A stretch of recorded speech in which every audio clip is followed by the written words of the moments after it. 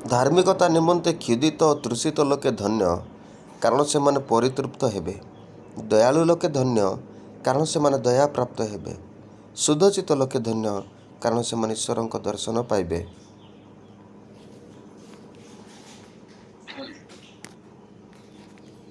ଆସନ୍ତୁ ପ୍ରାର୍ଥନା କରିବା। ପ୍ରିୟ ପ୍ରଭୁ, ଆମେ ତୁମକୁ ଧନ୍ୟବାଦ ଦେଉଅଛୁ, କାରଣ ତୁମେ ଆମମାନଙ୍କୁ ଅନୁଗ୍ରହ କରି ଆଉ ଗୋଟେ ନୂଆ ଦିନ ଦେଖିବାକୁ ଦେଇଅଛ। ଏ ଦିନ ତୁମରି ଯୋଜନାର ଦିନ ଅଟେ, ତୁମରି ମନର ଦିନ ଅଟେ, ତୁମରି ଇଚ୍ଛାର ଦିନ ଅଟେ। ପ୍ରଭୁ, ମାନେ ଯେପରି ତୁମରି ସେଇ ଇଚ୍ଛାକୁ ଜାଣି ଏ ଦିନ ତାହା ସଫଳ କରିବୁ, ସେଦିନ ଗୌରବ କରୁଅଛୁ। ଏ ପ୍ରାତଃ କାଳରେ ଆମମାନଙ୍କୁ ପ୍ରଭୁ ତୁମରି ଚରଣ ତଳେ ଯୋଡ଼ି ଅଛ। ପ୍ରଭୁ, ପ୍ରାର୍ଥନା କରୁଛୁ, ତୁମେ ଆମମାନଙ୍କୁ କଥା କୁହ, ତୁମରି ରବ ଶୁଣି ଆମେ ଯେପରି ସୁସ୍ଥ ହେବୁ, ସେଥିପାଇଁ ତୁମେ ଆମମାନଙ୍କୁ କୃପା କର। ନିଜକୁ ତୁମରି ଚରଣ ତଳେ ସମର୍ପଣ କରୁଅଛି। ପ୍ରଭୁ, ମୋ ଅନ୍ତରରେ ଯେଉଁ କଷ୍ଟ ତୁମେ ଦେଇଛ ତାହା ବ୍ୟକ୍ତ କରିବା ପାଇଁ ତୁମରି ଆପଣଙ୍କ ସାହାଯ୍ୟରେ ମତେ ପରିଚାଳିତ କର। ଗୌରବ ତୁମକୁ ଦେଇ ଧନ୍ୟବାଦ ସହିତ ପ୍ରାର୍ଥନା ପ୍ରିୟ ପ୍ରଭୁ ଯୀଶୁ ଖ୍ରୀଷ୍ଟଙ୍କ ନାମରେ ଅର୍ପଣ କରୁଅଛୁ। ଆମେନ୍।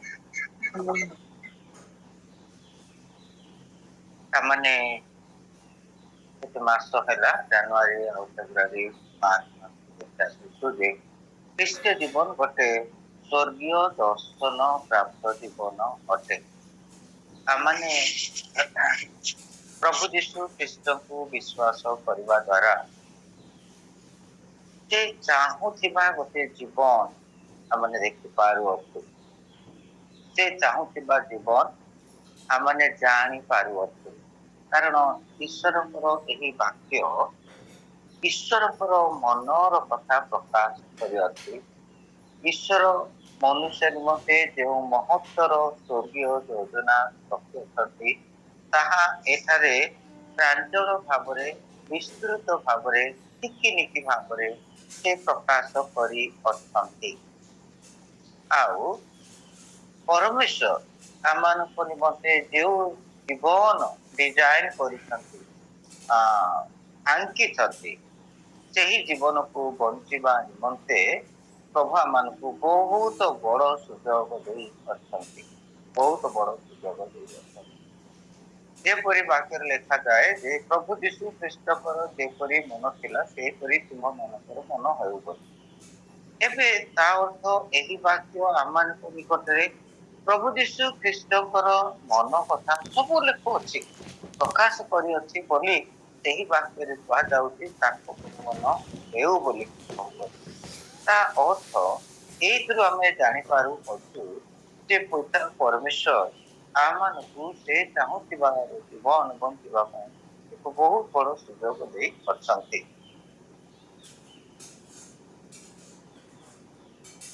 ତାହା ହେଲା ସ୍ୱର୍ଗୀୟ ଜୀବନ ବା ସ୍ୱର୍ଗ ରାଜ୍ୟର ଜୀବନ, ଦର୍ଶନ ପ୍ରାପ୍ତ ଜୀବନ ଅଟେ।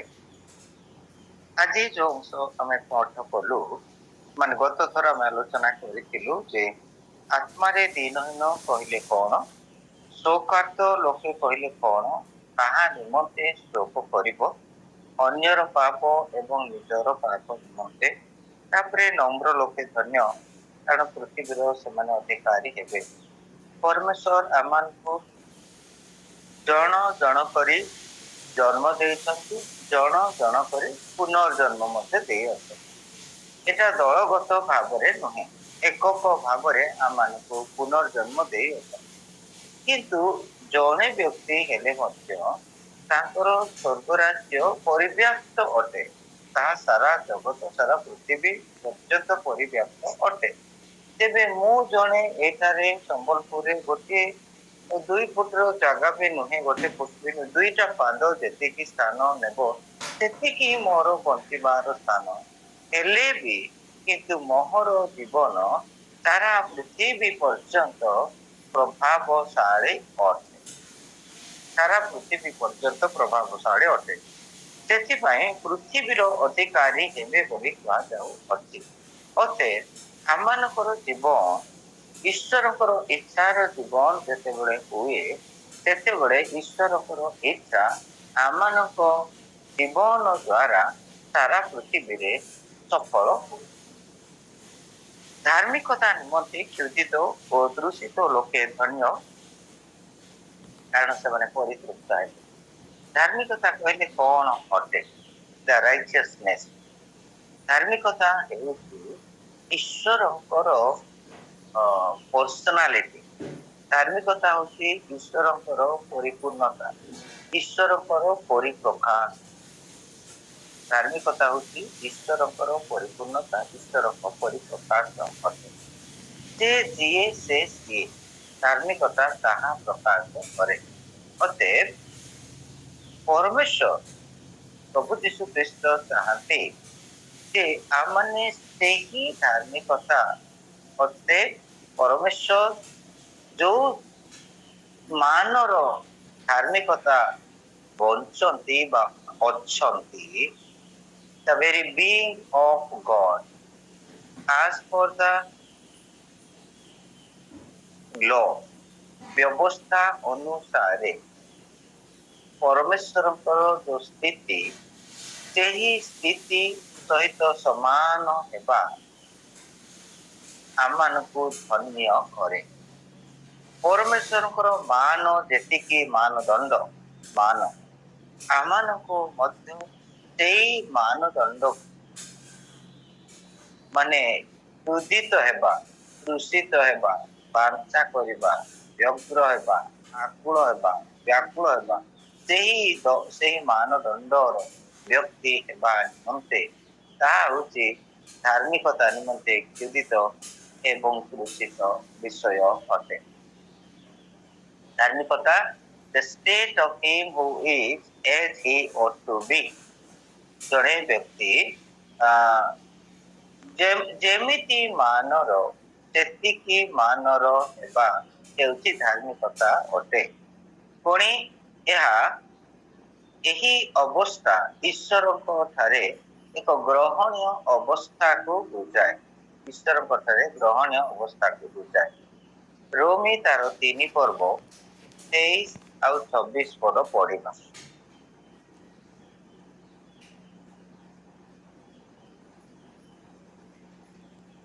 ସମସ୍ତେ ତ ପାପ କରିଅଛନ୍ତି, ପୁଣି ଈଶ୍ୱରଙ୍କ ଗୌରବ ରହିତ ହୋଇଅଛନ୍ତି। ପୁଣି ସେମାନେ ବିନା ମୂଲ୍ୟରେ ତାହାଙ୍କ ଅନୁଗ୍ରହରେ ଖ୍ରୀଷ୍ଟ ଯୀଶୁଙ୍କ ଠାରେ ଯେଉଁ ମୁକ୍ତି ଅଛି ତଦ୍ୱାରା ଧାର୍ମିକ ଗଣିତ ହୁଅନ୍ତି।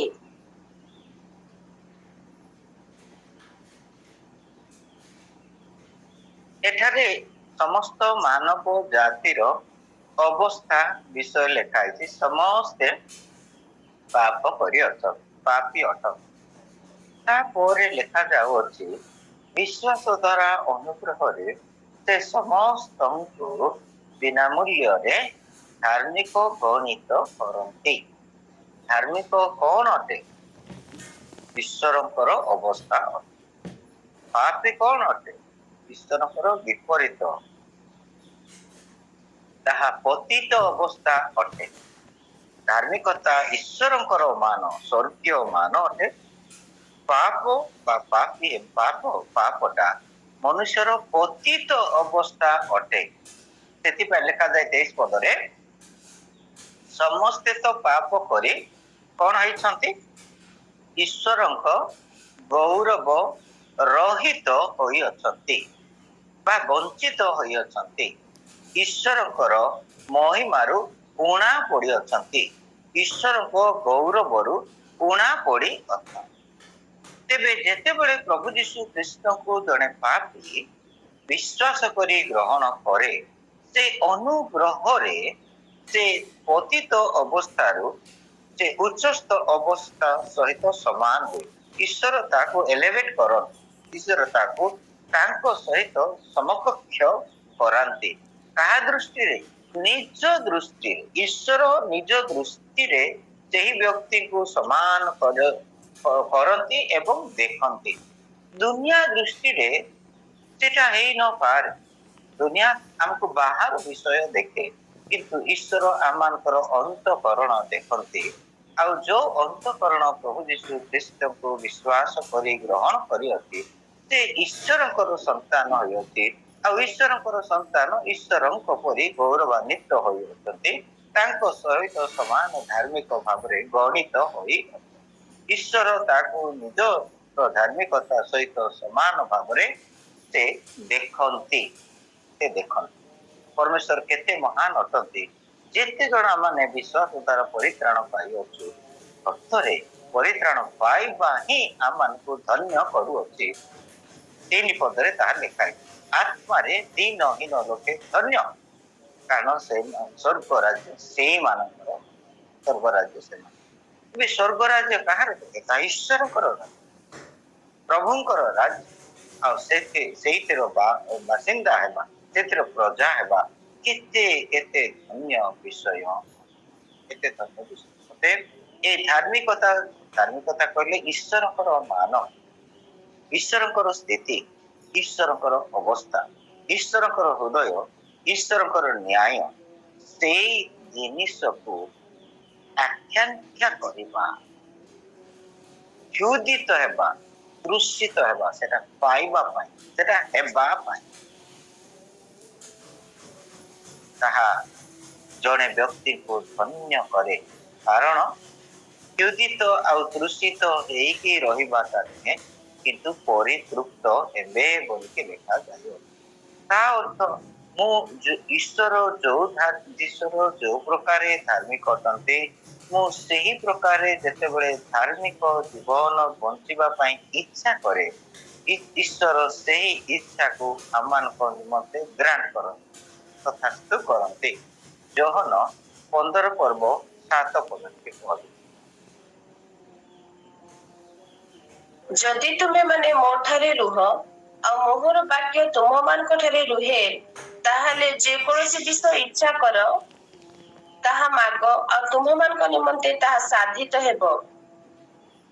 ପ୍ରିୟ ଭାଇ ଭଉଣୀ ମାନେ, ଲେଖା ହେଇଛି ତୁମେ ଯେକୌଣସି ବିଷୟ ଇଚ୍ଛା କର, କଣ୍ଡିସନ ନାହିଁ। ଯେକୌଣସି ବିଷୟ ଇଚ୍ଛା କର। କୋଉ ବିଷୟ ଇଚ୍ଛା କରିବ?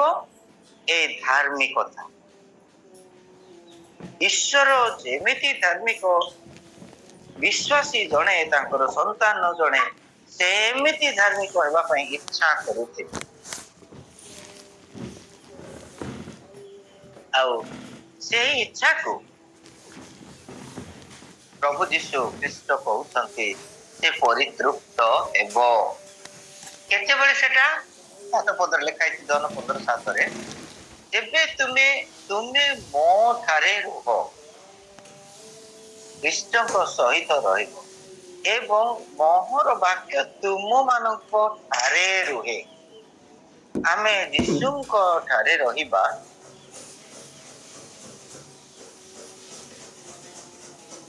ଏଟା ଗୋଟେ ଜଗ, ଏଟା ଗ୍ଲାସ। ଏବେ ତୁମ୍ଭେ ମାନେ ଯଦି ମୋ ଠାରେ ରୁହ, ମାନେ ଏ ଜଗ ଭିତରକୁ ଯିବାଟା, ତୁମ୍ଭେ ମାନେ ଯଦି ମୋ ଠାରେ ରୁହ, ଜଗ ଭିତରେ ଗ୍ଲାସ, ତୁମେ ମାନେ ଯଦି ମୋ ଠାରେ ରୁହ ଏବଂ ତୁମ୍ଭ ମାନଙ୍କ ଠାରେ ମୋହର ବାକ୍ୟ ରୁହେ। ଈଶ୍ୱରଙ୍କର ବାକ୍ୟ ଆମମାନଙ୍କ ଠାରେ ରହିବ ଭିତରେ, ଆଉ ଆମେ ଯୀଶୁ ଖ୍ରୀଷ୍ଟଙ୍କ ମଧ୍ୟରେ ରହିବା। ସେତେବେଳେ ଆମମାନେ ଯାହା ଇଚ୍ଛା କରିବା, କଣ ଇଚ୍ଛା କରିବା? କାରଣ ଆମମାନେ ଈଶ୍ୱରଙ୍କର ଅନ୍ତଃକରଣ ଭିତରେ ଅଛୁ, ଆଉ ଆମମାନଙ୍କ ଭିତରେ ତାଙ୍କ ଅନ୍ତଃକରଣର ଇଚ୍ଛାର ବାକ୍ୟ ରହିଅଛି। ତେବେ ଆମମାନେ କଣ ବାଞ୍ଛା କରିବା, କଣ ଇଚ୍ଛା କରିବା? ସେ ଚାହୁଁଥିବା ବିଷୟ ହିଁ ଆମେ ଚାହିଁବା। କାରଣ ତାଙ୍କ ବାକ୍ୟ ଆମ ଠାରେ ଥିଲେ ଆମେ ବାକ୍ୟ ବାହାରେ ପ୍ରଭୁ ମତେ ଘୋଡ଼ା ଦିଅ, ହାତୀ ଦିଅ ବୋଲି ଆଉ ମାଗିବା ନାହିଁ। ବରଂ ଆମେ କହିବା, ପ୍ରଭୁ ତୁମେ ଚାହୁଁଥିବା ଧାର୍ମିକତା, ତୁମେ ଚାହୁଁଥିବା ପବିତ୍ରତା, ତୁମେ ଚାହୁଁଥିବା ପ୍ରେମ, ତୁମେ ଚାହୁଁଥିବା ନମ୍ରତା ଆଉ ଶୂନ୍ୟତା ମତେ ଦିଅ। ମୁଁ ତାହା ଆକାଂକ୍ଷା କରୁଅଛି, ତାହା ମୁଁ ବାଞ୍ଛା କରୁଛି। ପ୍ରଭୁ ମତେ ଦିଅ।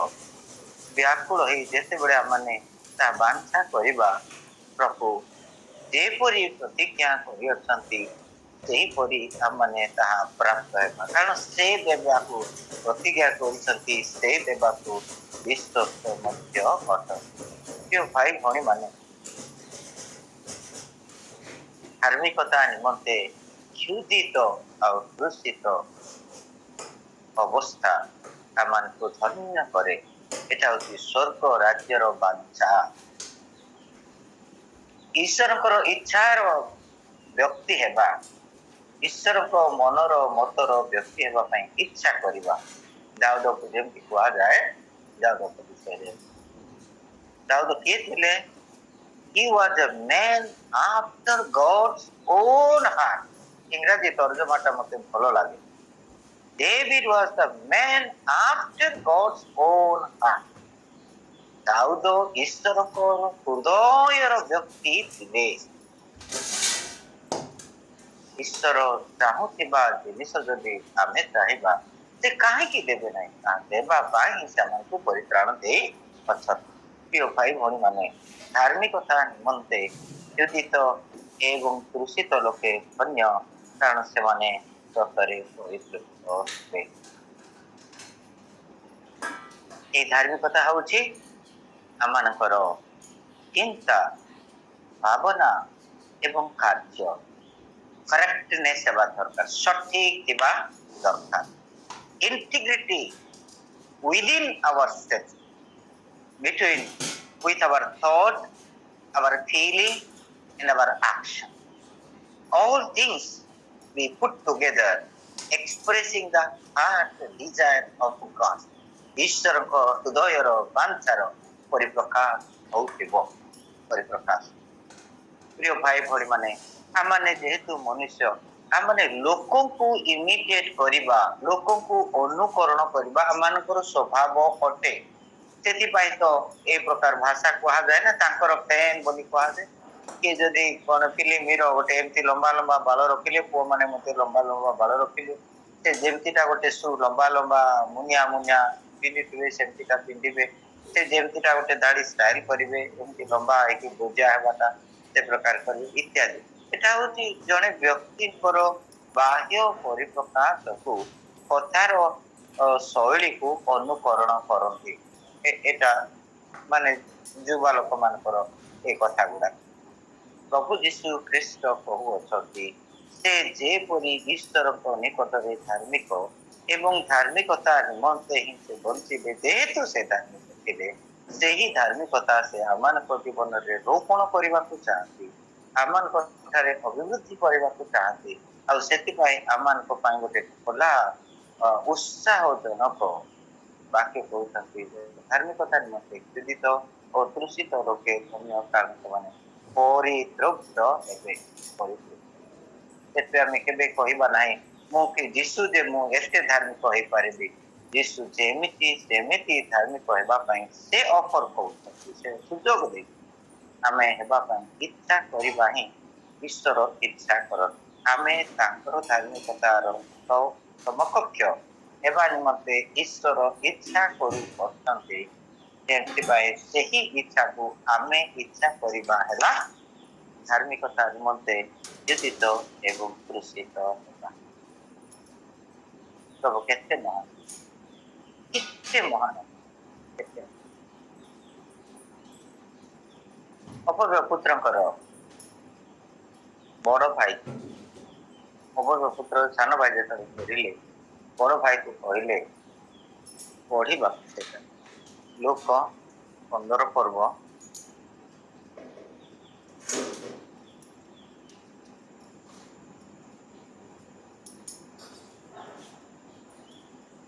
31 ପଦ।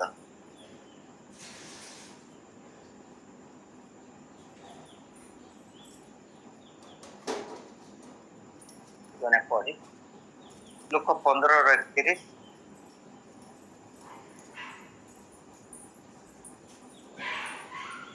ସେଥିରେ ସେ ତାହାକୁ କହିଲେ, ପୁଅରେ ତୁ ତ ସବୁବେଳେ ମୋ ସାଙ୍ଗରେ ଅଛୁ, ଆଉ ଯାହା ସବୁ ମୋହର ସେଇ ସବୁ ତୋହର।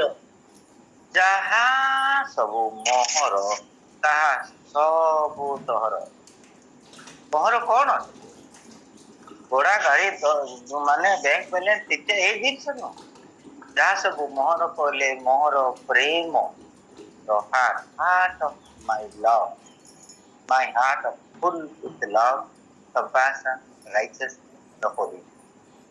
ଈଶ୍ୱରଙ୍କର ଯାହା ଏସବୁ ତାହା ନା ଈଶ୍ୱରଙ୍କର ଗୁଣ, ଆଉ ସେ ସବୁ ତୋହର ବୋଲିକି କହୁଛନ୍ତି। ଏଠାରେ ଧନ ଆକାରରେ ଦେଖାଯାଏ କିନ୍ତୁ ଈଶ୍ୱରଙ୍କର ଧନ ତ ଈଶ୍ୱରଙ୍କର ପରିପୂର୍ଣ୍ଣତା ହିଁ ଅଟେ। ଏବେ ତାହା ସବୁ ତୋହର ବୋଲି କହୁଛି। 32 ପଦ। କିନ୍ତୁ ଏହି ଯେ ତୋହର ଭାଇଟି ମୃତ ହୋଇଥିଲା ପୁନର୍ବାର ବଞ୍ଚିଲା, ହଜି ଯାଇଥିଲା ଆଉ ମିଳିଲା, ସେହି ହେତୁରୁ ଉତ୍ସବ ଓ ଆନନ୍ଦ କରିବା ଉଚିତ ଥିଲା। ହଜିଥିଲା ମିଳିଲା। ହଜିବା ଅବସ୍ଥା ପାପରେ ପତିତ, ମିଳିବା ଅବସ୍ଥା ଈଶ୍ୱରଙ୍କର ଠାରେ ଗୃହୀତ ହେବା, ଈଶ୍ୱର ତାକୁ ଗ୍ରହଣ କରିବାର ଅବସ୍ଥା। ଅପବ୍ୟ ପୁତ୍ର ଯେତେବେଳେ ଫେରିଲେ ପିତା ସେ ଧାଇଁ ଯାଇ ତାଙ୍କୁ ଜୋରେ ଆଲିଙ୍ଗନ କରି ତାଙ୍କୁ ଚୁମା ଦେଉଛନ୍ତି। ଏତିକି ସେ ଗ୍ରହଣ କରନ୍ତି, ଆମକୁ ଗ୍ରହଣ କରିବ। ତାଙ୍କ ନିକଟରେ ଗୃହୀତ ହେବା ଅବସ୍ଥା ହଉଛି ଧାର୍ମିକତାର ଅବସ୍ଥା ଅଟେ। ତା ପର ପଦ ପଢିବା, ମାଥ୍ୟୁ 5:7 ପଦ। ଦୟାଳୁ ଲୋକେ ଧନ୍ୟ, କାରଣ ସେମାନେ ଦୟା ପ୍ରାପ୍ତ ହେବେ। ଦୟାଳୁ ଲୋକେ ଧନ୍ୟ, କାରଣ ସେମାନେ ଦୟା ପ୍ରାପ୍ତ। ଯେ ଭାଇ ଭଉଣୀ ମାନେ, ଦୟାଳୁ ହେବା ହଉଛି ଈଶ୍ୱରଙ୍କର ହୃଦୟର ଭାବ ଅଟେ। ଯୀଶୁଙ୍କ ବିଷୟରେ ଭିନ୍ନ ଭିନ୍ନ ଜାଗାରେ ଲେଖା ହେଇଛି ଯେ ଲୋକ ସମୂହକୁ ଦେଖି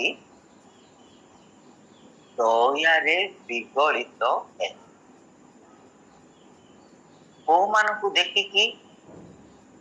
ଯୋଉମାନେ କି ଅରକ୍ଷକ ମେଷତୁଲ୍ୟ ଅଛନ୍ତି, ଯୋଉ ଲୋକମାନଙ୍କର କି ପ୍ରତିପାଳକ ନାହାନ୍ତି।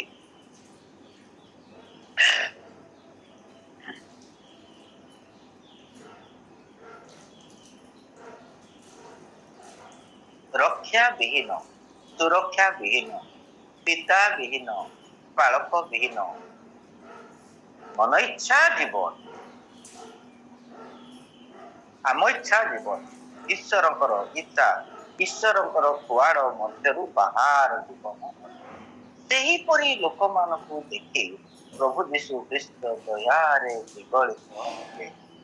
ଆଉ ସେମାନଙ୍କୁ ଦେଖି ସେଇ ପ୍ରକାର ତାପରେ ସେମାନଙ୍କୁ ସେ ଶିକ୍ଷା ଦେବାକୁ ଲାଗିଲେ, ସ୍ୱର୍ଗରାଜ୍ୟର ଶିକ୍ଷା। ଆଉ ଲୋକମାନେ ତାହା ଶୁଣି ସ୍ୱର୍ଗରାଜ୍ୟର ଲୋକ ହେଲେ। ଦେଖିପାରୁଛୁ ପ୍ରଭୁ ଯୀଶୁ ଖ୍ରୀଷ୍ଟଙ୍କର ଦୟା ଗୁଣ, କମ୍ପାସନ ଲୋକମାନଙ୍କୁ ଈଶ୍ୱରଙ୍କର ରାଜ୍ୟଭୁକ୍ତ କରୁଅଛି। ମୁଁ ଯେତେବେଳେ ପାପର ବିଷୟ ଅନୁଭବ କରି ମୋ ଜୀବନରେ ଏତେ କଦର୍ଯ୍ୟ ମନୋଭାବ ମୋ ନିମନ୍ତେ ମୁଁ ନିଜେ ପୋଷଣ କଲି। ମୁଁ ଏତେ ବଡ ପାପୀ, ଏତେ ବଡ ପାପୀ। ମତେ 10 ମାସ ସେହି ପାପର ଭାରରେ ଭାରାକ୍ରାନ୍ତ ହେଇକି ମୁଁ ପରିଶ୍ରାନ୍ତ ଅବସ୍ଥା ପ୍ରତିଦିନ ମୁଁ ଅନୁଭବ। ପ୍ରଥମେ ଯୋଉ ଦିନ ପବିତ୍ର ଆତ୍ମା ତାଙ୍କ ବାକ୍ୟ ଯାଇ ମୋର ପାପର ବିଷୟ କହିଲେ ଯେ ମୁଁ ପାପୀ ବାଇ ନେଚର, ଆଉ ସେଇଥିରୁ ମୁଁ ବଞ୍ଚିଲି। ଆହୁରି 10 ମାସ ପର୍ଯ୍ୟନ୍ତ ପ୍ରଭୁଙ୍କୁ ଗ୍ରହଣ ନ କରି, ଆଉ those are the days of the terrible time for me। ଏତେ କଷ୍ଟକର ଥିଲା। ଫାଇନାଲି ଯେତେବେଳେ ମୁଁ ପ୍ରଭୁଙ୍କୁ ଗ୍ରହଣ କଲି, ସେତେବେଳେ ମୁଁ ଏହି ଆନନ୍ଦ ପ୍ରାପ୍ତ ହେଲି। ଅପବ୍ୟୟ ପୁତ୍ର ଈଶ୍ୱର ପିତାଙ୍କ ଦ୍ୱାରା ଯୋଉ ଦିନ ଗୃହୀତ ହେଲା, ସେଇ ଆନନ୍ଦ ପ୍ରଭୁ ଯୀଶୁ ଖ୍ରୀଷ୍ଟ ନିଜେ କହୁଛନ୍ତି ଦୃଷ୍ଟାନ୍ତରେ। ଏଇଥିପାଇଁ ଆମମାନେ ଆନନ୍ଦ କରିବା ଦରକାର।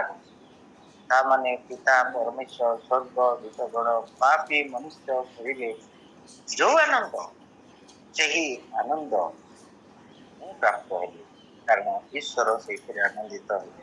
ଏବେ ଦେଖାଯାଉଅଛି କଣ? ଦୟାଳୁ ଲୋକେ ଧନ୍ୟ। କୋଉମାନେ ଦୟାଳୁ ହେଇପାରିବେ? ଯୋଉମାନେ ଈଶ୍ୱରଙ୍କର ଏହି ଦୟାକୁ ଗ୍ରହଣ କରି ଈଶ୍ୱରଙ୍କର ସନ୍ତାନ ହୋଇଅଛନ୍ତି, ସେହି ଲୋକମାନେ ହିଁ ପ୍ରଭୁ ଯୀଶୁ ଖ୍ରୀଷ୍ଟଙ୍କ ଦ୍ୱାରା ପ୍ରକାଶିତ ଏବଂ ପ୍ରଦର୍ଶିତ ଦୟା ଦୟା ସେମାନେ କରିପାରିବେ, ଅନ୍ୟମାନଙ୍କୁ କରିପାରିବେ, ଯେହେତୁ ସେମାନେ ଦୟା ପ୍ରାପ୍ତ ହୋଇଅଛନ୍ତି। ଏଫେସୀୟ 2 ପର୍ବରେ ଲେଖାଯାଏ, ପୂର୍ବରେ ତୁମେ ଦୟା ପ୍ରାପ୍ତ ନଥିଲ, ବର୍ତ୍ତମାନ ତୁମେ ଦୟା ପ୍ରାପ୍ତ ହୋଇଅଛ।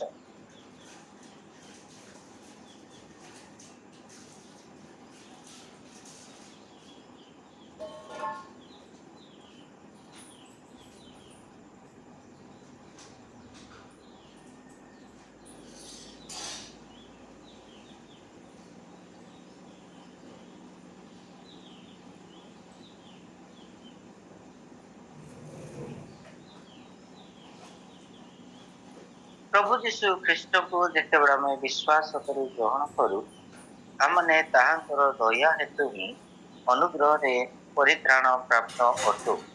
ଆଉ ତାହା ଆମମାନଙ୍କ ପ୍ରତି ସେ ଦୟା କରିକି ହିଁ ସାଧନ କରି ଅଛନ୍ତି। ଏଫେସୀୟ 2 ପର୍ବ 4 ପଦ ପଢ଼ୁ। ମାତ୍ର ଏପରି ଅପରାଧରେ ମୃତ ହେଲେ ହେଁ ଦୟାର ସାଗର ଯେ ଈଶ୍ୱର, ସେ ଆମମାନଙ୍କୁ ଯେଉଁ ମହାପ୍ରେମରେ ପ୍ରେମ କଲେ। ଦୟାର ସାଗର ଯେ ଈଶ୍ୱର ବୋଲି ଲେଖାଯାଏ। ଦୟାର ସାଗର ସେ ଆମମାନଙ୍କୁ ସେହି ଦୟା କରି ଅଛନ୍ତି, ଆଉ ସେହି ଦୟା ହିଁ ଆମମାନଙ୍କୁ ତାଙ୍କର ହେବା ପାଇଁ ସାହାଯ୍ୟ କରିଅଛି। ଆମେ ଯେତେ ଜଣ ତାଙ୍କର ସେହି ଦୟା ପ୍ରାପ୍ତ ହୋଇଅଛୁ, ଆମମାନେ ସେହିପରି ସେ ହେବା ପରି ସେ ଯେପରି ଆମମାନଙ୍କୁ ବ୍ୟବହାର କରୁଅଛନ୍ତି, ସେହିପରି ଆମମାନେ ଯେପରି ଦୟା ପ୍ରାପ୍ତ ହୋଇଅଛୁ, ଆମେ ଦୟାଳୁ ହେବା ନିମନ୍ତେ ଈଶ୍ୱର ଚାହାନ୍ତି। ପ୍ରିୟ ଭାଇ ଭଉଣୀ ମାନେ, ଦୟାଳୁ ଲୋକେ କହିଲେ କଣ ଅଟେ? ଏହାର ଭାବ ହେଲା ଯେ ଆମେ ଯେତେବେଳେ ଦୟା କରୁ ଜଣକୁ, ତାହା ମାନେ so sir so sorry you're in such a situation, ହଁ ଭାଇ ହଁ ଭଉଣୀ, ମୁଁ ବହୁତ ଦୁଃଖିତ ଅଟେ, ଆପଣ ଏଇ ପ୍ରକାର ଅବସ୍ଥାରେ ଅଛନ୍ତି, ଏଇ ପ୍ରକାର ଭାବରେ ଆମର ଭାଷାରେ କେବଳ କହିବାଟା ନୁହେଁ, କଥାରେ କହିବାଟା ନୁହେଁ। ଦୟାଳୁ ଲୋକେ କହିଲେ, ଯୋଉମାନେ ଦୟା କରନ୍ତି ତାହା କଣ କରେ? ଜଣେ ବ୍ୟକ୍ତିକୁ ଯିଏକି ଦୟା ପାଇବା ପାଇଁ ଯୋଗ୍ୟ ଅଟେ, ସେହି ବ୍ୟକ୍ତିକୁ ଯେତେବେଳେ ଆମେ ଦୟା ଦେଖେଇଥାଉ, ଜଣଙ୍କର ଦୁଃଖ ଦେଖିକି ତ ଆମେ ଦୟା କରିଥାଉ ନା, ଜଣଙ୍କର ଦୁଃଖ ଦେଖି। ହେଲେ ଆମେ ଯେତେବେଳେ ଦୟା କରିବା, ସେତେବେଳେ ତାର ଦୁଃଖ ଦୂର ହୁଏ। ସେ ଆମର ସମକକ୍ଷ ହୁଏ, ଆଉ ସେ ସବୁଦିନ ପାଇଁ ତାର ଦୁଃଖ ଦୂର ହୁଏ। ଦୟାଳୁ ହେବା କହିଲେ ତାହା ପ୍ରକାଶ। ଈଶ୍ୱର ଆମମାନଙ୍କ ପ୍ରତି ତ ସେମିତି ଦୟା କରୁଛନ୍ତି ନା। ଆମେ ପାପୀ ଥିଲୁ, ଆମମାନଙ୍କୁ ଦୟା କରି ସେ କ୍ଷମା କଲେ, ଆଉ ଆମମାନଙ୍କ ନିମନ୍ତେ କ୍ଷମାଟା ସବୁଦିନ ପାଇଁ ଆମେ ତାଙ୍କର ଜୀବନ ପାଉଅଛୁ, ସେଟା ହେଲା ଅନନ୍ତ ଜୀବନ। ତେବେ ପରମେଶ୍ୱର ଆମମାନଙ୍କୁ ଯୋଉ ଦୟା ଦେଖେଇଅଛନ୍ତି, ତାହା ଆମମାନଙ୍କର ଜୀବନର ସ୍ଥିତିକୁ ପୁରା ବଦଳେଇ ଦେଇଅଛି। ଆଗରୁ ଆମେ ଘୃଣା କରୁଥିଲୁ, ଏବେ ପ୍ରେମ କରୁଅଛୁ। ଅପବିତ୍ର ଥିଲୁ, ଏବେ ପବିତ୍ର ହୋଇଅଛୁ। ଆମମାନେ ଅଶିକ୍ଷିତ ଥିଲେ, ଈଶ୍ୱରଙ୍କ ଜ୍ଞାନରେ ଆମେ ଶିକ୍ଷିତ ହେଉଛୁ, ତାଙ୍କ ଆତ୍ମାଙ୍କ ଦ୍ୱାରା ଆମେ ଶିକ୍ଷିତ ହେଉଅଛୁ। ଏବଂ ଆମମାନଙ୍କୁ ଏଇ ଜଗତ ଚିହ୍ନୁ ନଥିଲା, ଏବେ ଆମେ ଈଶ୍ୱରଙ୍କ ସହିତ ପ୍ରଭୁ ଯୀଶୁ ଖ୍ରୀଷ୍ଟଙ୍କ ସହିତ ସ୍ୱର୍ଗରେ ଉପବେଶନ ହୋଇଅଛୁ। ତାମାନେ ଆମମାନଙ୍କର ଅବସ୍ଥା ତାଙ୍କ ଲେଭେଲକୁ ସେ ନେଉଛନ୍ତି ଦୟାରେ। ଆମମାନେ ମଧ୍ୟ ଯେତେବେଳେ ଅନ୍ୟ ପ୍ରତି ଦୟା କରିବା, ତାଙ୍କର ଅବସ୍ଥା ମଧ୍ୟ ସେହିପରି ପରିବର୍ତ୍ତନ ହେବା ପାଇଁ ଦୟା ବୋଲି କୁହାଯାଏ। ଦୟାଳୁ ବୋଲି କହିଲେ ତାହା କଥା। ତା ଅର୍ଥ ଈଶ୍ୱରଙ୍କର ବାକ୍ୟ ଆମମାନଙ୍କ ଜୀବନରେ କାର୍ଯ୍ୟ ସାଧନ କରୁଅଛି, ଏବଂ ଆମମାନେ ଯେତେ ଜଣ ତାହାଙ୍କ ଦ୍ୱାରା ଆମେ ପରିତ୍ରାଣ ପ୍ରାପ୍ତ ଈଶ୍ୱରଙ୍କର ରାଜ୍ୟର ଲୋକ ହୋଇଅଛୁ, ଆମମାନଙ୍କର ମଧ୍ୟ ସେହି ଭାବ ଲୋକମାନଙ୍କର ଅବସ୍ଥାକୁ ପରିବର୍ତ୍ତନ କରିବ। ଲୋକଙ୍କର ଦୁରାବସ୍ଥାକୁ ଦୁଃଖଗ୍ରସ୍ତ ଅବସ୍ଥାକୁ ପରିବର୍ତ୍ତନ କରିବ। ପ୍ରିୟ ଭାଇ ଭଉଣୀମାନେ, ଏହା କେତେ ବଡ଼ ପ୍ରାକ୍ଟିକାଲ ଦୟା ଅଟେ। ପ୍ରାକ୍ଟିକାଲ ବ୍ୟବହାରିକ ଦୟା ଅଟେ। ଆମ ଚାରିପଟେ ଅନେକ ପ୍ରକାରର ଲୋକ ଅଛନ୍ତି, ଅନେକ ପ୍ରକାରର ଲୋକ ଅଛନ୍ତି, ଆଉ ସେମାନଙ୍କ ନିମନ୍ତେ ଆମେ ଦୟାଳୁ ହେବା, ଦୟା ଦେଖାଇବା ଜରୁରୀ ଅଟେ। ଦୟା ଦେଖାଇବା ଜରୁରୀ ଅଟେ। ଦେଖୁନାହାନ୍ତି, ଉତ୍ତମ ସମୀରଣ ବିଷୟରେ ଲେଖା ହେଇଛି ନା, ଜଣେ ବ୍ୟକ୍ତି ରାସ୍ତାରେ ଯାଉ ଯାଉ ଜେରୁସାଲେମରୁ ଯରିହୋକୁ ଯାଉ ଯାଉ ଡକାୟତ ମାନଙ୍କ ହାବୁଡ଼ରେ ପଡିକି ସେ ଦରମରା ଅବସ୍ଥାରେ ପଡିଯାଉଛି। ଦରମରା କହିଲେ ହାଫ ଡେଡ୍।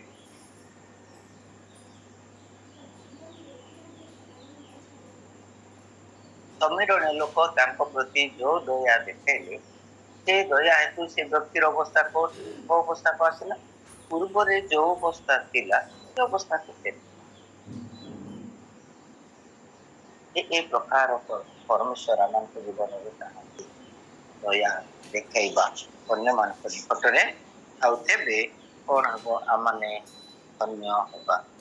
ଦୟାଳୁ ଲୋକେ ଧନ୍ୟ, କାରଣ ସେମାନେ ଦୟା ପ୍ରାପ୍ତ ହେବେ। ଆମମାନେ ଦୟା ପ୍ରାପ୍ତ ହେଇଛୁ ବୋଲି ଦୟାଳୁ ହେବା, ଆଉ ଆମେ ଦୟାଳୁ ହେଲେ ଆମେ ପୁନର୍ବାର ଦୟା ପ୍ରାପ୍ତ ହେବା। କାରଣ ଦୟା ଈଶ୍ୱର ଥରେ ଦେଖେଇଛନ୍ତି, ସେତିକିରେ ଆମେ ସବୁଦିନ ବଞ୍ଚିବାଟା ନୁହେଁ। ଆମ ପାଇଁ ପ୍ରତିଦିନ ଦୟା ଆବଶ୍ୟକ ଅଟେ।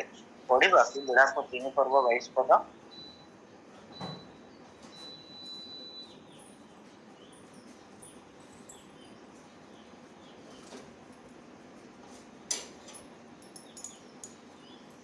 ଆଜ୍ଞା କେତେ କହିଲେ?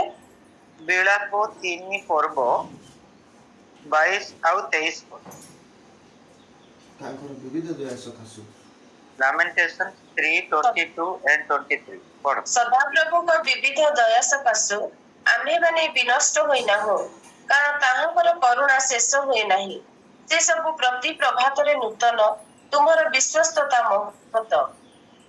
ସେ ସବୁ ପ୍ରତି ପ୍ରଭାତରେ ନୂତନ। ଆଜି 25 ତାରିଖ ଏପ୍ରିଲ ମାସ।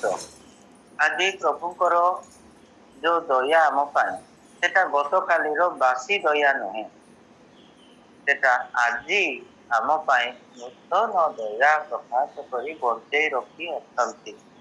ତ କେତେ ପ୍ରେମ, କେତେ ଦୟାଳୁ, କେତେ ଆଶ୍ଚର୍ଯ୍ୟ ପରମେଶ୍ୱର ଅଛନ୍ତି।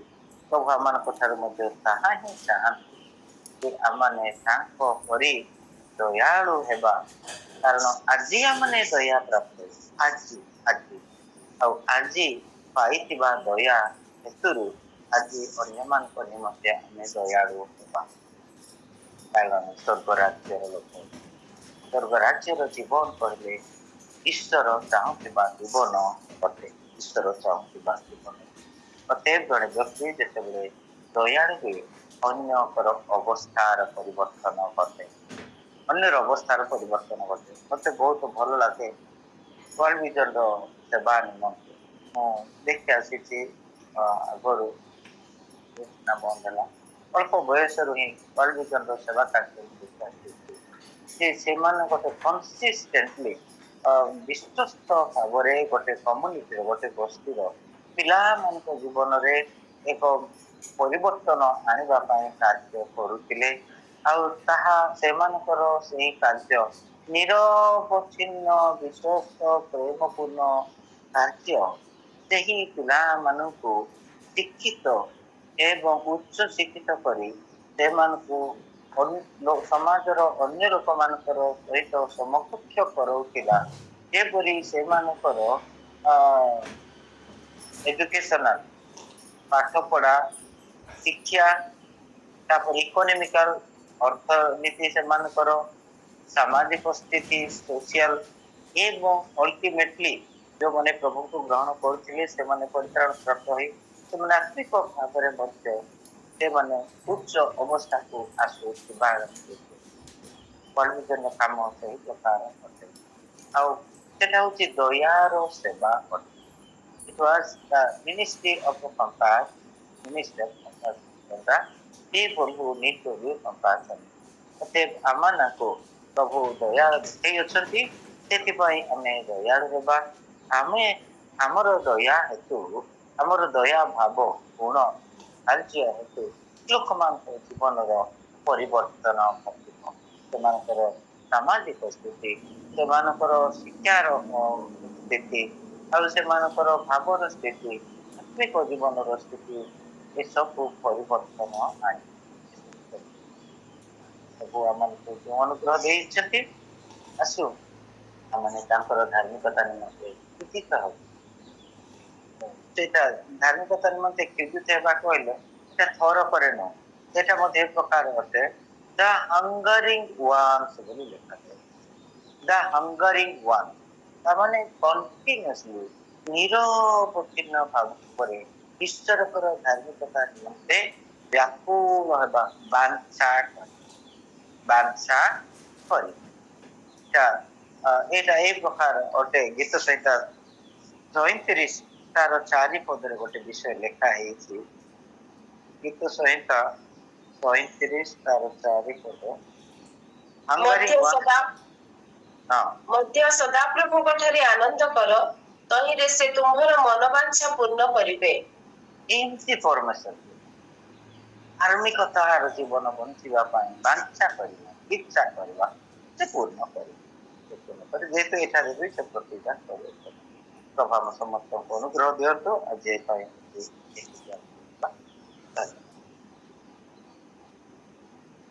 थैंक यू पास्टर इसाक नायक आपको व्यवहार हाँ, करी